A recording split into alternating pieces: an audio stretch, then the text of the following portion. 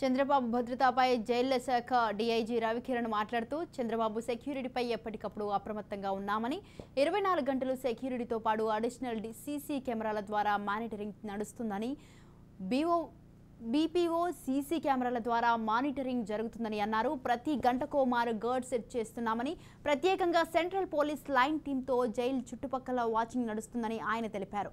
ఈ నెల 22వ తేదీన జైల్ వాటర్ ట్యాంకర్ వైపు ఒక డ్రోన్ తిరిగిందని, north east watch tower guard నుంచి మాకు సమాచారం వచ్చిందని, అయితే క్లోజ్డ్ జైల్ వైపు ఆ డ్రోన్ రాలేదని డీఐజీ తెలిపారు. ఇక మావోల పేరుతో వచ్చిన లేఖ నకిలీ లేఖగా గుర్తించామని, జైల్లోకి వచ్చే ప్రతి ఖైదీని పూర్తిగా తనిఖీ చేశాకనే లోపలికి అనుమతిస్తామని ఆయన తెలిపారు.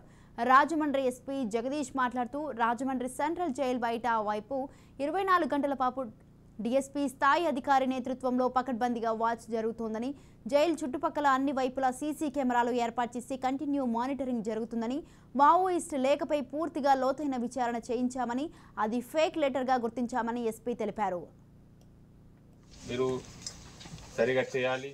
వాట్సాప్ వాడుతున్నారు అందరూ వాట్సాప్ లాగా. గౌరవ ఏసీబీ జడ్జి గారికి తన భద్రత గురించి ఒక రిప్రజెంటేషన్ ఇచ్చారు అని చెప్పి it was being circulated. So దానిపైన జైల్ రిలేటెడ్ మ్యాటర్స్ వరకు క్లారిఫికేషన్ ఇవ్వడానికి ఈ ప్రెస్ మీట్ నిర్వహించడం జరుగుతుంది. రిగార్డింగ్ దిస్ అనానిమస్ లెటర్ అండి, మాకు లోకల్ పోలీస్ నుంచి ఒక లెటర్ ఒకటి కమ్యూనికేట్ చేయడం జరిగింది. మావోయిస్ట్ వాళ్ళు ఎవరు లెటర్ పెట్టారు అని చెప్పి. సో వెంటనే ఎస్పీ గారు జైలుకి వచ్చి ఒకసారి సెక్యూరిటీ మొత్తం రివ్యూ చేయడం జరిగింది.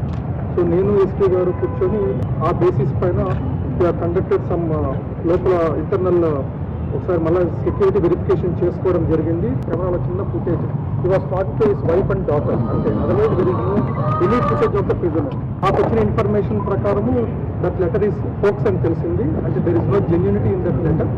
ఎనీవేస్ మేము we not want to keep any decision తీసుకోవాలని అనుకోలేదు. కాబట్టి సార్ కూడా మేము సెక్యూరిటీ ఎక్కువ ప్రిఫర్ చేయడం జరిగింది. సోషల్ మీడియాలో ఒక